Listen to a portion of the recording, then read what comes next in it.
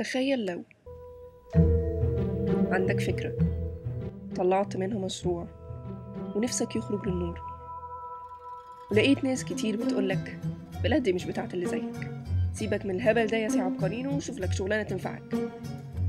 حاسس ان مفيش امل؟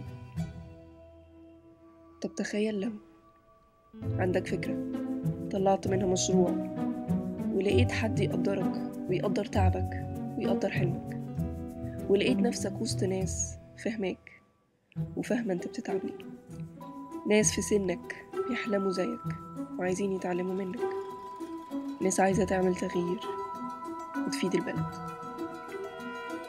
الحقيقة بقى ان كل ده موجود فعلا من غير ما تتخيل ولا حاجة في يوم الهندسة المصري.